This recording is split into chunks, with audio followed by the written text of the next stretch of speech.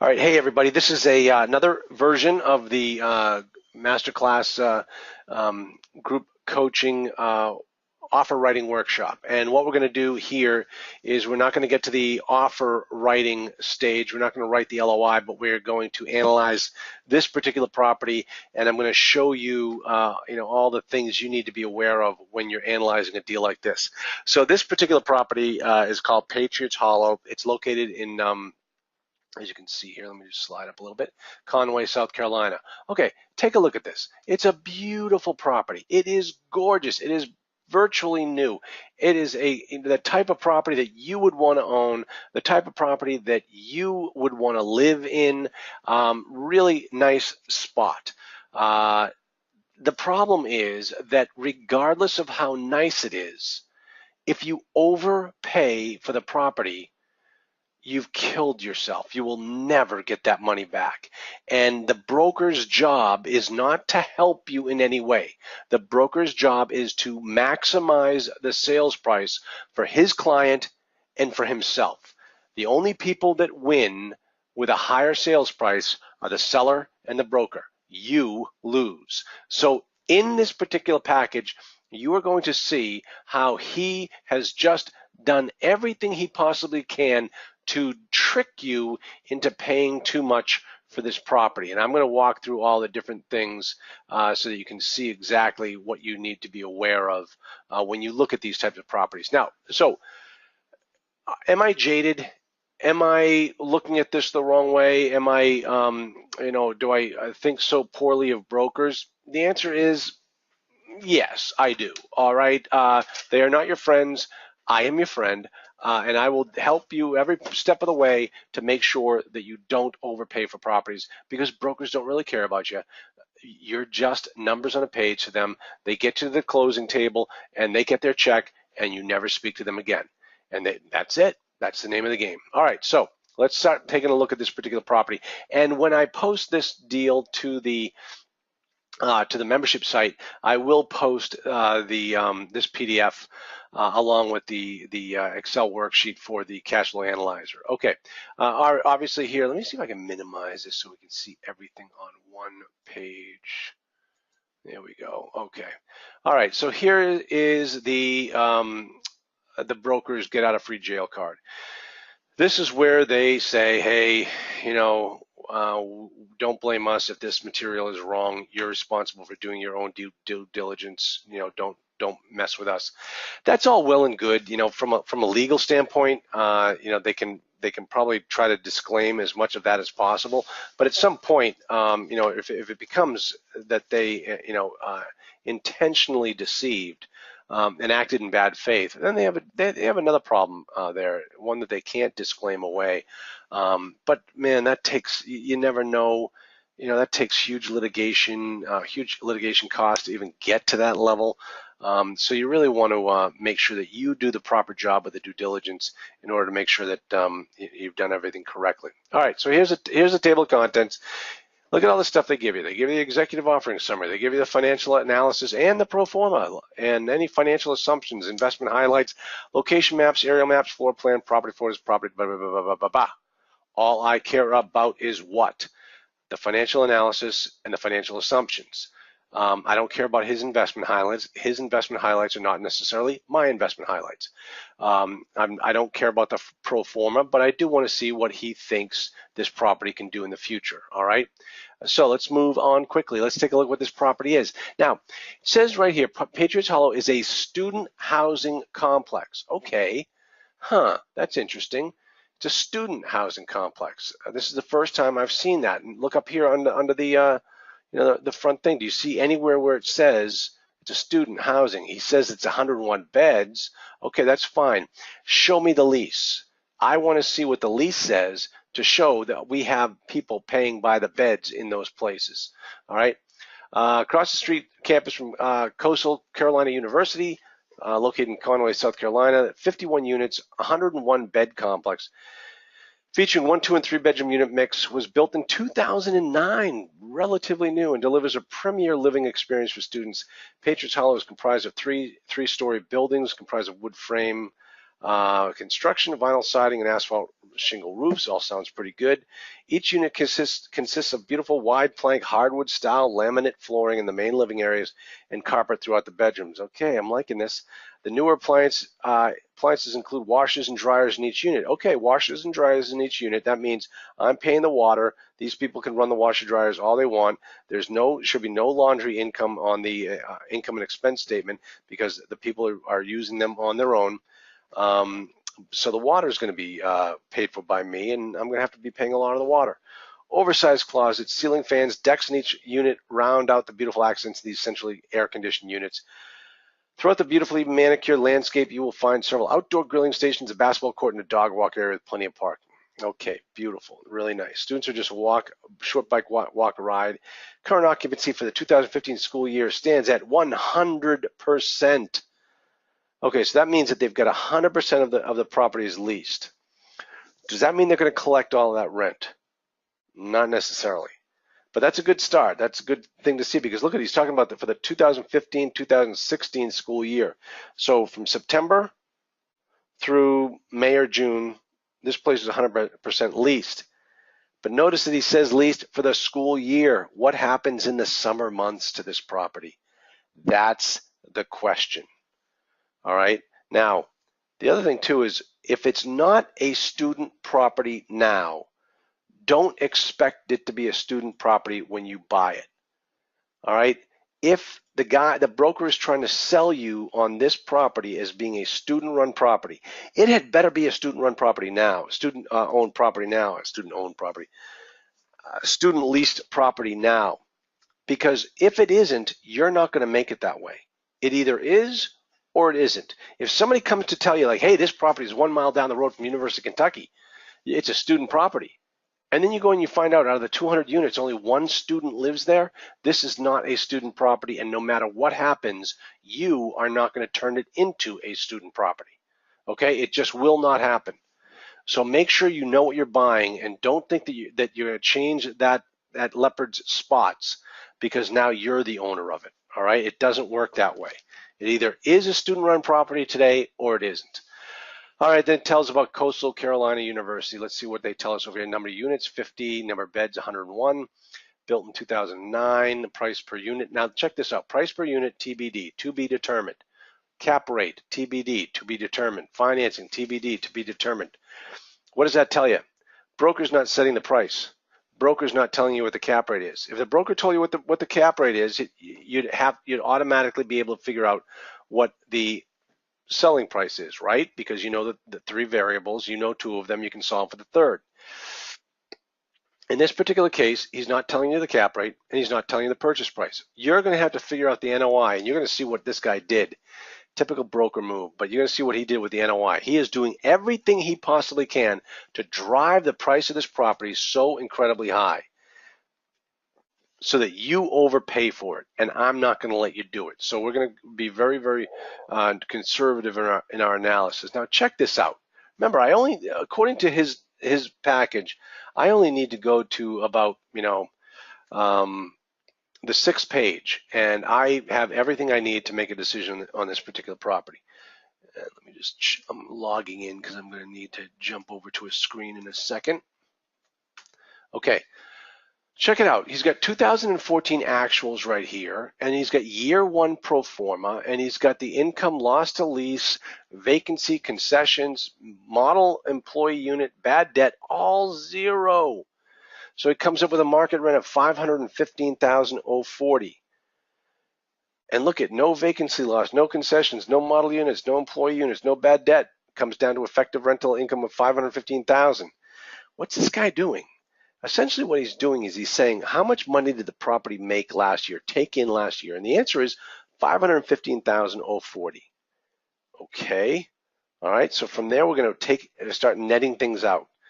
Repairs and maintenance, salaries and payroll. Let's take a look at some of these numbers. Repairs and maintenance, $600 per unit.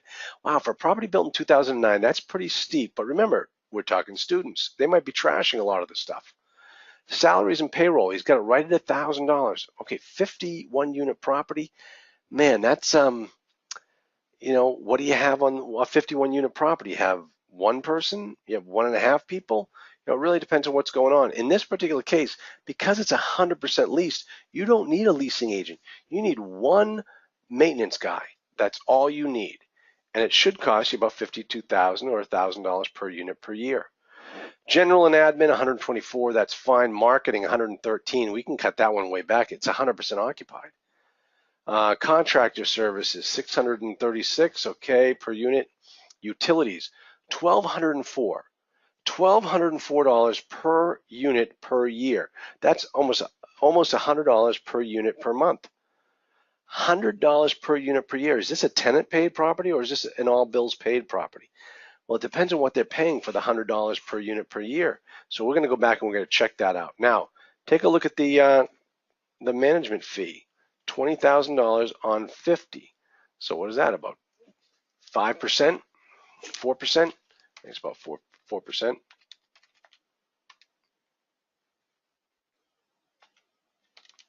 Hold on, bear with me, folks. I'm just trying to do a little math here. And I know you really smart people out there have already got this figured out. Yeah, about 4%. So a 4% they're using for the management fee. And look at this insurance number, $679 per unit per year. That's outrageous. That's very, very strange, especially in a place like Conway, South Carolina. Why are they paying that much for their insurance? That just seems crazy. And I wonder if it has anything to do with the fact that it's a student-run property. All right, so let me see. That's what we've got here. Those are the expenses. Now down here, he's going to give us the unit mix. 1 bed, 1 bath, 750 square feet, 6 units, $700 per month rent, totaling, you add up all the other ones, totals $531,000 is the gross potential rent. Now, look at this one, 2 bedroom, 2 bath, $843 per rent. Okay, let me ask you something, folks. What do you know about the rental rates in Conway, South Carolina? You might not know anything about the rental rates in Conway, South Carolina. You might end up having to go and figure out, geez, is that right or not? Well, let's take a look, okay? Let's jump on over to one of my favorite web pages, rentometer.com. Now look at, I got 300 Patriots Hollow. It's already in there. We said it was 1,000, or what do we say? It was 843. What do we say? Hold on. 1,000 units, 843 for 2 bed, 2 bath. Okay, cool. Here we go. 843 for a 2 bed, 2 bath. I put in the address. I put in the rent that he told me they're getting for 2 bed, 2 bath. I put in the number of beds, and I hit analyze my rental income. Now watch this gauge right here. Watch this. Here it goes. Boom. Oh my gosh. Oh my gosh. Your rent may be way too high unless your apartment is in top condition or has more amenities than most. Does this have more amenities than most? It's got a grill. It's got a walkway. It's a place you walk your dog. It's got a basketball court. Are those great amenities? Heck no. Those are nothing. Is it in top condition? Well, it was built in 2009, so it's not brand new. There have been at least potentially six people, on a yearly rent that have lived in my unit before me, and all of their crap has gone on in there before me. So 843 is really high for this. Look at the average rent is $637. It should be right here, but I'm at 843.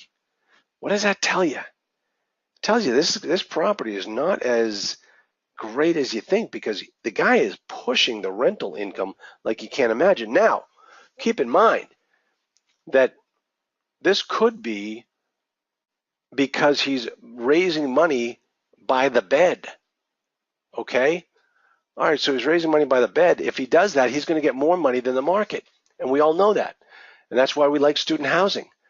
But if he's not, if he's charging that rental rate for a regular 2-bedroom lease, then he's way over market. And that's a problem. That's not a loss to lease figure. That's a gain to lease figure, and banks don't like that. I just had to take a little swig. Okay, let's take a look at Look at this. Number 2, loss to lease is not tracked by the current ownership group. Oh, really? I just did. Took me 2 seconds. I went to see what the market rents are, and I went to see what you're getting for the rents.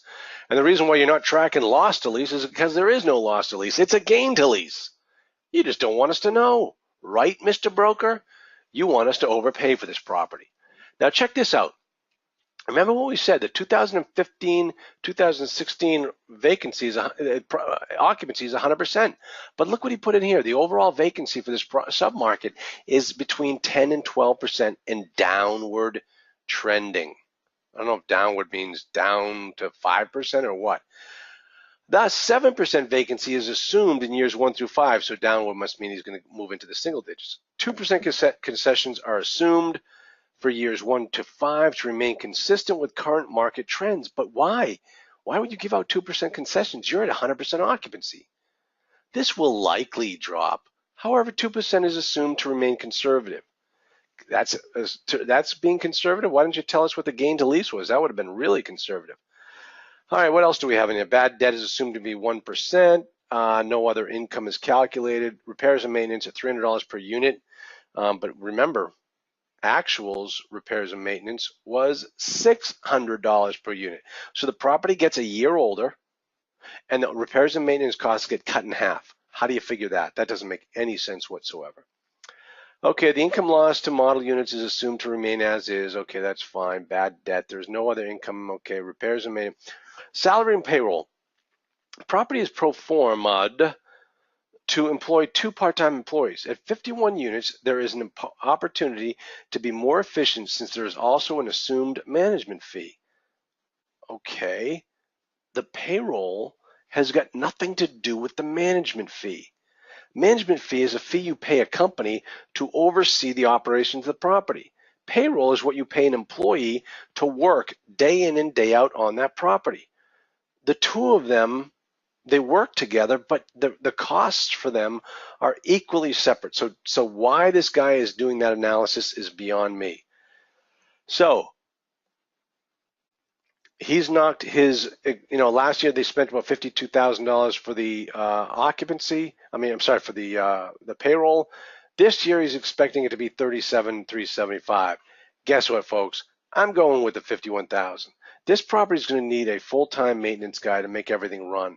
So that's the key here. General admin, marketing. Marketing is Craigslist and a street sign. There is not a cost. Oh, really? What are they spending right here in marketing? Spending $113 per unit per year. That's $5,700. So much for not costing anything. Okay, contract services are assumed to be $225 per year. Why? This is a higher estimate considering an on-site maintenance tech. Well, you don't have an on-site maintenance tech, and you spent almost $600 for contract services last year. That just doesn't make any sense. Now, check out the utilities. A 1% increase to 2014 actuals. This includes cable for all units. So that big utility number that we talked about right here, where we were wondering whether it was going to be an all bills paid property, is $61,000. It's $1,200 per unit or $100 per unit per year. And now it's coming out to be, we have to dig down a little bit deeper to figure out exactly, it covers cable. Is that it? Hey, folks, let me tell you something. It might be it. Then we have management fee, 3%. Nobody's going to do it for 3. We're going to have to go up on that. Insurance, pro forma reflects an insured expense of $288 per unit per year. This is confirmed with an in-place quota. They're telling me that I can go from $679 per unit per year all the way down to, where did insurance go? $288 per unit per year. That's a pretty big drop. And if it is such a big drop, why couldn't the owner do it? Okay, capital reserves, 200. We're not going to go into that. Okay, well, fully equipped kitchen, Wi-Fi, outdoor grilling, blah, blah, blah. Now, here's the information. This is where I'm going to start. I'm going to grab this information, the 1 bedroom, 2 bedroom, 3 bedroom, the total square footage, the rental rates, and I'm going to confirm the monthly gross, but I'm going to actually do that on my own. So, and then check this out: the utility, the electric, paid by the tenant; water, sewer, and trash, paid by the landlord. So as you can see here, it is not considered an all bills paid property. The tenant pays the electricity, but we pay our own electricity, I'm sure, and it must be put into this category like general and administrative, something like that, just so that we can make sure that we are calculating this correctly. Okay, so there you have it. Really, I don't really care all about everything else that's on this package down here. It means nothing to me. I'm going to hold it right here on this particular screen. Now watch what I do. So I'm going to jump on over to the cash flow analyzer, and as you can see, I've already changed the apartments, put in apartments.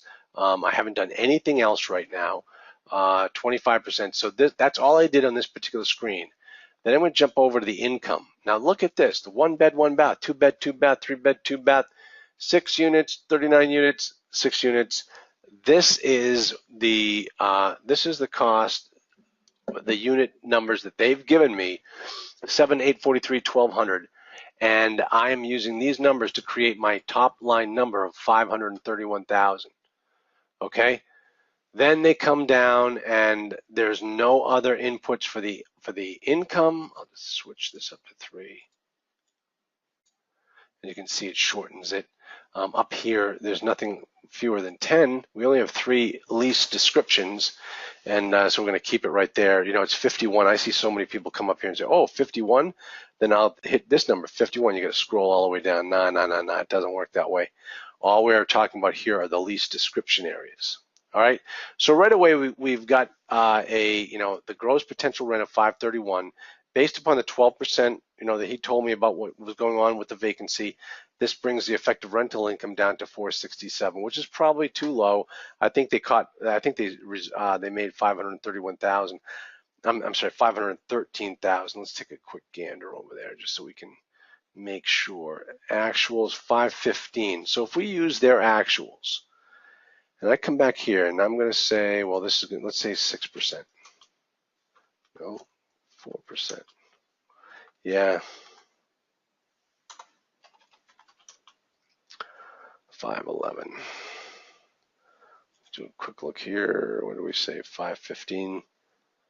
515. I'm going the wrong way. Yeah, right there. So the vacancy rate based upon what they actually collected last year is 3%. And there you can see the 515, just like he's showing over here, of 515,040. Pretty close, pretty close. All right, now let's go over to the expenses. Now over here in the expenses, now we've looked at all the expenses in the sheet here. I'm not going to go through them all right now because I want to, in the issue of time, I want to keep these lessons moving quickly. So the total expenses are 282,000. I'm going to put in 282,721. Let's call it down here under miscellaneous. 272.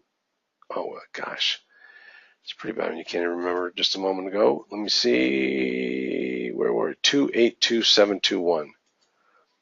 282,721. Okay. We're running this property about a 54.9% expense ratio. That's probably in line. The fact that the tenants are paying all of the expenses for utilities, that's definitely going to keep things under control. But if you recall, there are certain things in here that any new owner could get in there and really start to clean up. Let me see if I can show you.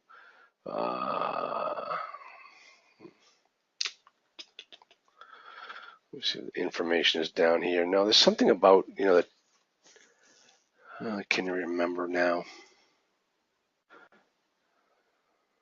Yeah.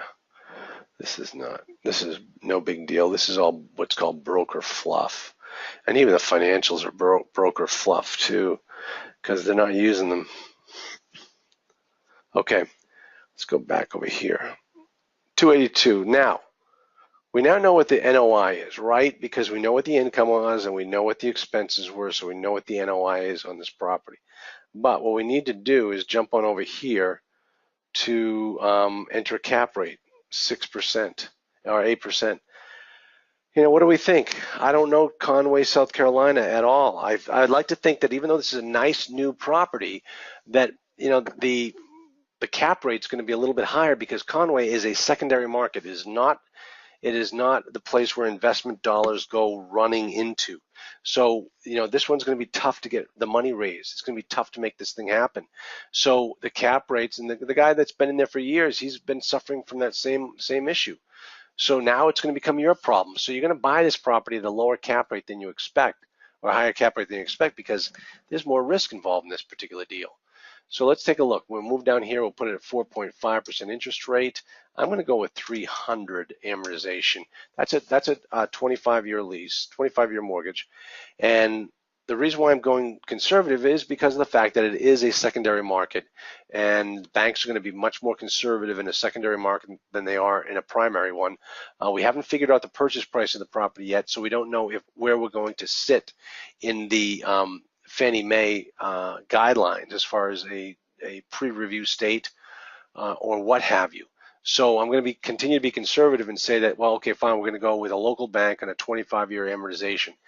So I've built in right now all the information regarding the purchase price, or the, you know, what is the financing and what have you.